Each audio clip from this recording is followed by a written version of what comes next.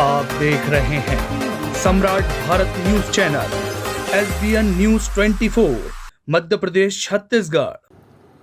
धामनोद की खराब हालत का जिम्मेदार कौन है, देखिए बेबाक बात विनोद खन्ना के साथ। स्वागत है आपका हमारे खास प्रोग्राम जिसका नाम है बेबाक बात विनोद खन्ना के साथ। इस खास प्रोग्राम में आज हम बात करेंगे धार जिले की नगर परिषद धामनोद की, जो कि निमाड़ का मिनी इंदौर भी कहा जाता है। तो आइए सबसे पहले दर्शन कराते हैं नगर परिषद धामनोद की और शुरुआत करते हैं हमारा खास प्रोग्राम बेबाक बात विनोद खन्ना के साथ। नमस्कार दोस्तों, आप सभी दर्शकों का हमारे खास प्रोग्राम में हार्दिक हार्दिक स्वागत है, अभिनंदन है। हमारे इस खास प्रोग्राम का नाम है बेबाक बात विनोद खन्ना के साथ। दोस्तों, आज अभी अपने पहले दर्शन किए होंगे नगर परिषद धामनोद के। आज मैं अपनी बेबाक बात में धार जिले की नगर परिषद धामनोद को लेकर अपनी बात रखना चाहूँगा। दोस्तों, आपने वीडियो के माध्यम से देखा होगा कि नगर परिषद धामनोद किस हालत में, किस स्थिति में है। हमने छोटे छोटे वीडियो के माध्यम से कुछ धामनोद को दिखाने की कोशिश की है। दोस्तों, मैं आपको बताना चाहूँगा कि धामनोद शहर निमाड़ का मिनी इंदौर कहा जाता है, लेकिन इस मिनी इंदौर की किस प्रकार से हालत है यह आपने आगे धामनोद दर्शन में देखा होगा। इस ऐसी हालत का जिम्मेदार कौन है, मैं इसी को लेकर आज अपनी बेबाक बात रखूंगा। तो मैं सबसे पहले बताना चाहूंगा कि इस प्रकार से जो धामनोद की खस्ता हाल है, जिस प्रकार से मिनी इंदौर के नाम से प्रसिद्ध है, चारों धाम से यात्री आते हैं, जिसका नाम है धामनोद, वो एक प्रकार से देखा जाए तो एक धाम है, जहां पर आसपास के हजारों शहर, हजारों गांव के लोग आते हैं, यहां से गुजरते हैं और देखते हैं कि धामनोद किस स्थिति में है। दोस्तों, धामनोद को जैसा होना चाहिए वैसा न होकर जैसा ना होना चाहिए वैसा है। इसका प्रमुख जिम्मेदार मैं नगर परिषद धामनोद को, वहां के जनप्रतिनिधियों को और साथ ही नगरवासियों को भी मानता हूं। और किस लिए ये मैं आगे बताऊंगा, लेकिन सबसे पहले मैं अपनी बात में आपको बताना चाहता हूं कि नगर परिषद धामनोद अगर चाहता तो वास्तविक में आज धामनोद की सीरत और सूरत कुछ और ही होती। दोस्तों, नगर परिषद धामनोद जिस प्रकार से खेल खेलता है, मैं खुले तौर पर कहना चाहूंगा, क्योंकि जो आप ये मेरे हाथ में कागज देख रहे हैं, ये RTI के कागज है, जिसके तहत मैंने जानकारी मांगी थी नगर परिषद धामनोद से। वो मैं आपको थोड़ा विस्तार से बताऊंगा। ये RTI लेटर है, ये मैंने 2019 में लगाया था। इसमें नगर परिषद धामनोद से जानकारी मांगी गई थी कि सन 2015 से 2019 तक के संपूर्ण कार्यों की जानकारी, नगर परिषद में कुल कितना बजट आवंटित हुआ है, वो उसे किस कार्य में खर्च किया गया है, साथ ही स्वच्छ भारत मिशन अभियान के तहत नगर परिषद को कितनी राशि आवंटित की गई है, वह नगर परिषद को स्वच्छ बनाने के लिए उस राशि का उपयोग कहां व कैसे किया गया है। ने नगर परिषद धामनोद से मांगी थी 2019 में। लेकिन दोस्तों, मैं अब आपको नगर परिषद का खेल दिखाता हूं। सबसे पहले तो वो आवेदन तो ले लेते हैं, इसके बाद में 1 महीने की समय अवधि रहती है जानकारी देने की। जैसे ही समय अवधि पूरी होती है, फिर इसके बाद में एक लेटर थमाया जाता है, जो मुझे भी दिया गया है।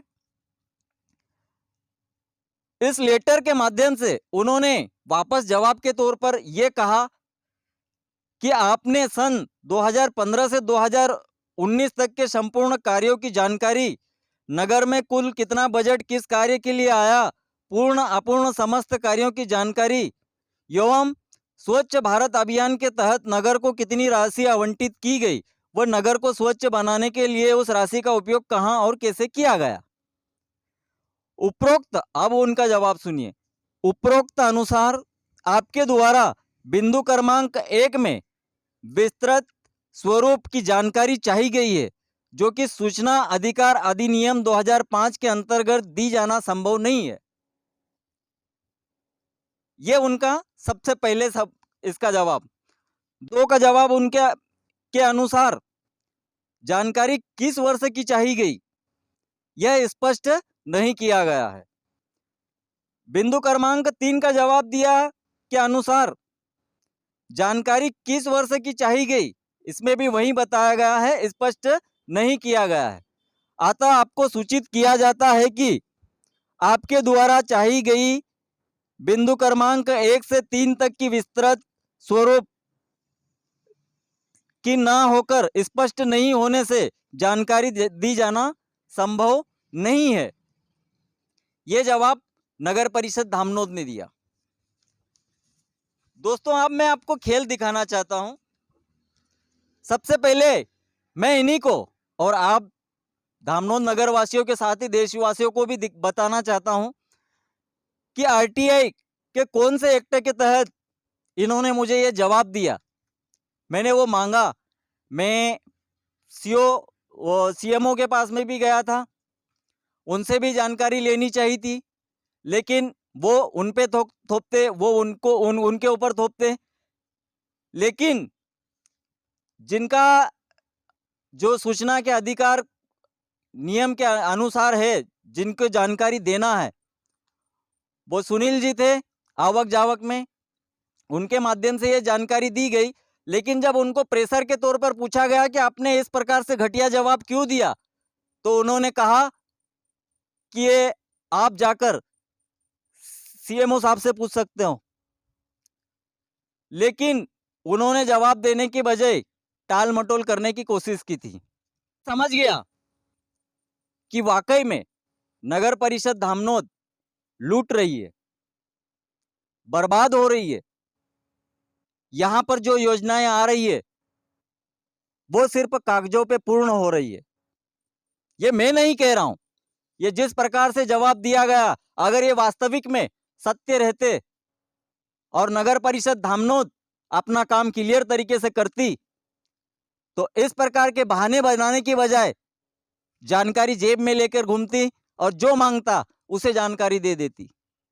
लेकिन ऐसा इन्होंने क्यों किया, ये सबसे बड़ा प्रश्न है, और यही प्रश्न इन पर सवालिया निशान खड़ा कर रहा है। अब दूसरी बात मैं करूंगा, मैंने एक आवेदन और दिया था, जो सबसे पहला था। नगर परिषद धामनोद के मुख्य बस स्टैंड पे मैं बैठा हुआ था, तभी वहां उस बस स्टैंड से प्लास्टर ऊपर से गिरा, जबकि ऊपर नगर परिषद धामनोद एक और बिल्डिंग का निर्माण करवा रहा था। तो मैंने देखा कि जब ये प्लास्टर गिर रहा है, ये भवन इतना कमजोर है, ये बिल्डिंग बहुत पुरानी है, तो इस बिल्डिंग के ऊपर एक और बिल्डिंग बनाकर नगर परिषद धामनोद क्या सिद्ध करना चाहता है? क्या इनके लिए लोगों की जान कोई कीमत नहीं रखती है? तभी अपने फायदे के लिए, दुकानें किराए से देने के लिए, अपनी इनकम बढ़ाने के लिए, लोगों की जान के साथ भी खिलवाड़ करने के लिए तैयार बैठे थे। दोस्तों, वो बिल्डिंग पूछने पर बताया कि कई सालों पुरानी है, लगभग 35-40 सालों की बताई गई थी, उस समय में बताया गया था। तो उस बिल्डिंग पर दूसरी बिल्डिंग बनाने का क्या मतलब था, हमारी समझ से परे था। इसीलिए हमने इसकी जानकारी आरटीआई के तहत नगर परिषद धामनोद से चाहिए गई। तो दोस्तों, वो भी सब सारे कागज है हमारे पास में, किसी को सबूत चाहिए तो वो भी देख सकते हैं। लेकिन उस जानकारी को लेने के लिए हमें बताया गया कि ये जानकारी आपको खंडवा से प्राप्त होगी। क्यों और किस लिए, मेरी समझ से परे था।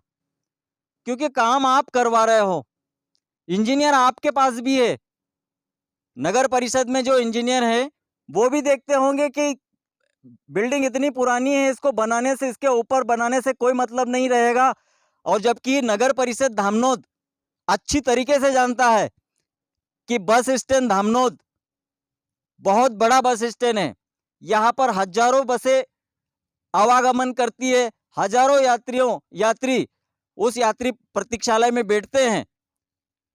फिर भी उसके ऊपर एक और बिल्डिंग का निर्माण करना, ये क्या था। हमने जानकारी लेने की कोशिश की तो हमें खंडवा का बताया गया। जब खंडवा फोन लगाकर पूछा गया तो खंडवा वालों ने बोला कि ये जानकारी आपको वहीं से प्राप्त होगी। तब भी हम इनका खेल समझ गए थे कि वास्तविक में इनकी मंशा क्या है। एक और आवेदन दिया था मैंने। दोस्तों, नगर परिषद धामनोद के इंजीनियर ने एक बार खुद कबूल किया था, जब हमने नगर परिषद में बनी जो कॉलोनियां हैं, उन कॉलोनियों के विषय में, क्योंकि हमारे पास एक दो ऐसी शिकायतें आई थी कि उनके साथ में छल हुआ है, कॉलोनी वालों ने उनके साथ में धोखा किया है। इसी के तारतम्य में हम नगर परिषद धामनोद में मिले थे और तब इंजीनियर ने कबूल किया था कि लगभग 10-11 से 12 कॉलोनियां ऐसी है जो अवैध है। मैं खुले तौर पर कहना चाहूंगा। अब ये तो नगर परिषद धामनोद और वहां पर जो कॉलोनी उनमें जो प्लाट खरीदते हैं, उन लोगों को सबसे पहले उसकी सत्यता देखनी चाहिए और जाननी चाहिए। उसके संबंध में मैंने आरटीआई लगाई थी, जिसका जवाब आया था नगर परिषद धामनोद से, जो हर बार की तरह जो जैसा खेल खेलते हैं उसी प्रकार से और खेल खेला गया। मैं आपको वो भी पढ़ के सुनाता हूं। स्वच्छ भारत अभियान के तहत शासन प्रशासन द्वारा सन 2018 से वर्तमान तक कुल कितना बजट प्राप्त हुआ, ये मैंने 2021 में लगाया था।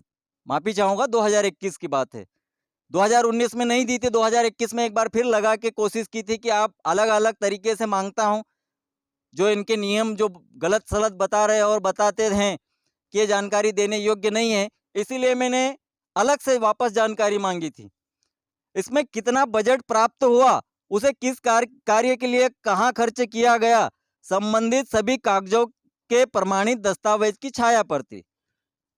दूसरी बिंदु थी, नगर परिषद में कुल कितनी कॉलोनियों का डाइवर्सन हुआ है, किन शर्तों पर अनुमति दी गई है, संबंधित सभी दस्तावेजों के प्रमाणित छाया पर थी। अतः चाहिए गई जानकारी, उनकी तरफ से जो जवाब दिया, चाहिए गई जानकारी प्रसात्मक होकर विस्तृत स्वरूप है जो कि स्पष्ट नहीं है, इसीलिए चाहिए गई सूचना दी जाना संभव नहीं है। अब कॉलोनी को लेकर ही मैं बात करूं तो जिस प्रकार से नगर परिषद धामनोद ने के इंजीनियर ने हमें जवाब दिया था कि कई कॉलोनियां अवैध है, तो मुझे एक बात बताइए, नगर परिषद धामनोद के अधीन पूरा धामनोद है, वहां पर हेलीकॉप्टर भी उतरे तो नगर परिषद की परमिशन लेनी पड़ती है। फिर इतने अवैध काम, जो लाखों के प्लाट कटते हैं और लोगों को बेचे जाते हैं, इसके बाद में कई लोग ठगे जाते हैं, इसका जिम्मेदार मैं सीधे तौर पर कहना चाहूंगा कि सबसे बड़ा जिम्मेदार नगर परिषद धामनोद भी है, जो इस प्रकार से अवैध निर्माण होने देता है। दोस्तों, अवैध निर्माण के साथ ही अब मैं स्वच्छता को लेकर सबसे बड़ा सवाल करना चाहूंगा नगर परिषद धामनोद से और यहाँ की जनता से। बात बताइए कि कई शहरों में हमने देखा और यहाँ पर भी काफी प्रचार होता था, गीला कचरा अलग, सूखा कचरा अलग, कचरे को डस्टबिन में डाले। ये वो सारी बातें स्वच्छता को लेकर नरेंद्र मोदी जी ने बहुत बड़ी योजना चलाई और इसके तहत शहरों को स्वच्छ बनाने के लिए, ग्राम पंचायतों को स्वच्छ बनाने के लिए लाखों करोड़ों रुपए की योजनाएं बनाकर धरातल पर उतारने की कोशिश की। लेकिन मैं कई सालों से देखते आया हूं और यही मैं अपनी बात धामनोद की जो जनता है उनसे और धामनोद की जो नगर परिषद है उनसे पूछना चाहूंगा कि जो गीला कचरा और सूखा कचरा आप लोगों को इतनी समझाइश देके ले जाते हो, तो इसे कहाँ डालते हो, कहाँ अलग अलग करते हो? इस गीले और सूखे कचरे को ले जाने के बाद में आप उसका उपयोग किस प्रकार से करते हो? उसे किस प्रकार से किस जगहों पे डाला जाता है? दोस्तों, मैंने न्यूज के माध्यम से आपको पहले भी बताया था और पूरा धामनोद भी जानता है कि ये कचरा बेगंदा रोड पर कन्या परिसर के ठीक सामने डाला जाता था, जहां पर कोई मशीन नहीं है कि गीला कचरा किस उपयोग में लेना है, किस प्रकार से क्या करना है। कोई मशीनें नहीं है, कोई चीज, किसी भी प्रकार के कोई साधन नहीं है। सब जाकर वहां पर ढेर होता है, उसको जलाया जाता है। यहाँ की बीमारी ले जाते हैं वहां पर फेंकते हैं, उसको जलाते हैं और वही धुआं बनकर वापस नगर परिषद धामनोद को बीमारी के रूप में वापस सौंपा जाता है, यहाँ की जनता को वापस दिया जाता है। यही वाले कई ग्राम पंचायतों में भी वो धुआं फैल रहा था। फिर इसके बाद में इन्होंने स्थान परिवर्तन करने की कोशिश की, लेकिन सवाल यही है दोस्तों कि नगर परिषद धामनोद ने अभी तक इस कचरे का निपटारा करने के लिए कोई भी साधन नहीं लिया होगा, कोई भी ऐसी मशीनें, उपकरण नहीं लिए होंगे जिससे इस कचरे का भी उपयोग किया जाए। जैसे अन्य शहरों में हम देखते हैं कई प्रकार की मशीनें हैं, पानी को शुद्ध करने की मशीनें हैं, कचरे को शुद्ध करने की मशीनें हैं, कचरों से प्लास्टिक से कई चीजें बनती है, बनाने वाली मशीनें हैं। लेकिन यहाँ पर हमने देखा कि यहाँ पर ऐसा कुछ भी नहीं है। लॉकडाउन के समय भी स्वच्छ धामनोद बनाने के लिए या लोगों को स्वच्छता का संदेश देने के लिए कई डस्टबिन दिए थे, लेकिन हमने देखा कि पूरा धामनोद सामने से तो ठीक दिखाई दे रहा है, एक गली जो मेन मार्केट है वो तो अच्छा चकाचौंध दिखाई दे रहा है, लेकिन अंदर से जब धामनोद को देखा तो धामनोद एकदम पूरा खोखला हो चुका है। पूरा कीचड़ कीचड़, पूरी गंदगी फैली हुई है। कई लोग अपनी समस्याओं को उठाते हैं, यहाँ तक सीएम हेल्पलाइन पे भी कई शिकायतें दर्ज करते हैं, लेकिन आप जानते हो कि नगर परिषद धामनोद और मैं कहूंगा कि सीएम हेल्पलाइन भी एक विश्वासघाती हो गया, जो लोगों की शिकायतों का निराकरण किए बिना ही बंद हो जाता है। कई लोगों ने शिकायतें दर्ज भी की थी, आवाजें भी उठाई थी, लेकिन उनकी शिकायतों का निराकरण नहीं हुआ, ना ही गलियां साफ हुई, ना ही मोहल्ले को ऐसे सब जो चकाचौंध होना चाहिए, जिस प्रकार से मिनी इंदौर इसे कहा जाता है धामनोद को। उस दोस्तों, इसका जिम्मेदार मैं साथ में जो मैंने आगे बताया था कि मैं यहाँ की जनता को भी मानता हूं।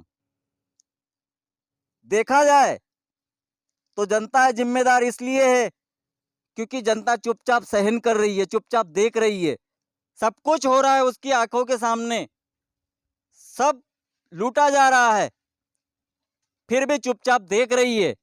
इसीलिए यहाँ की जनता भी उतनी ही जिम्मेदार है। दोस्तों, अगर हम मानते हैं कि अगर कोई ग्राम पंचायत होती, ग्रामीण इलाका होता जहां पर लोग पढ़े लिखे नहीं होते हैं, समझदार नहीं होते हैं, तो वहां पर भ्रष्टाचार होता है अधिक मात्रा में, वहां पर उन लोगों को बेवकूफ बनाया जाता है।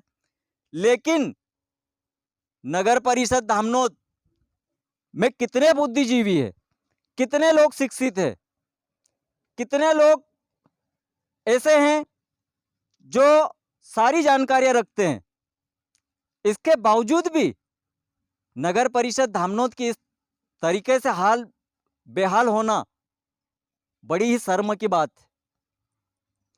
मैं नगर परिषद धामनोद की जनता से खुले तौर पर कहूंगा, अपील करना चाहूंगा कि आप आवाज उठाइए और नगर परिषद धामनोद में जाकर पूछिए, देखिए, आपका अधिकार बनता है, आपकी जिम्मेदारी बनती है। हमने अपनी जिम्मेदारी निभाई अपनी तरफ से, तो आपकी भी जिम्मेदारी बनती है कि नगर परिषद में जाकर देखे और उनसे पूछे, उनसे हिसाब ले और पूछे उनसे कि कहाँ पैसा आया और कहाँ खर्च हुआ।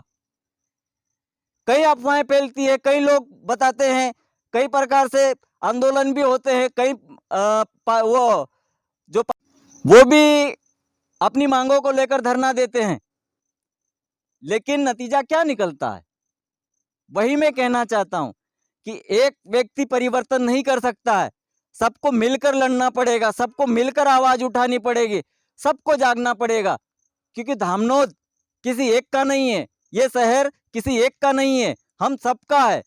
सबकी जिम्मेदारी बनती है कि इसकी जानकारी ली जाए और ये जो अपने आप को राजा बनकर समझ रहे हैं और राजा बनकर काम कर रहे हैं और अपनी मन मर्जी से सारा सिस्टम चला रहे हैं और इस प्रकार से पूरे धामनोद को बदहाल कर रहे हैं, ऐसे लोगों को चौराहे पर लाना चाहिए, जनता को दिखाना चाहिए, शासन प्रशासन को दिखाना चाहिए कि किस प्रकार से आपका सुशासन प्रशासन और नगर परिषद काम करता है। दोस्तों, मैंने अपने माध्यम से कई बातें की, कई बातें आपको बताई, कई बातें ऐसी है जो कागजों पर हो चुकी है लेकिन धरातल पर नहीं उतरी है। हम जब जानकारियां मांगते हैं तो हमें इस प्रकार के नोटिस दिए जाते हैं, इस प्रकार के जवाब दिए जाते हैं। मैं कहना चाहता हूं कि जब आप सब पूरे मिलकर इनके खिलाफ जाएंगे, अपने धामनोद को सुंदर स्वच्छ बनाने के लिए आवाज उठाएंगे, तो ये नहीं, इनके बैठे हुए आला अधिकारी और सरकारें भी सुनेगी और आपको देखेगी।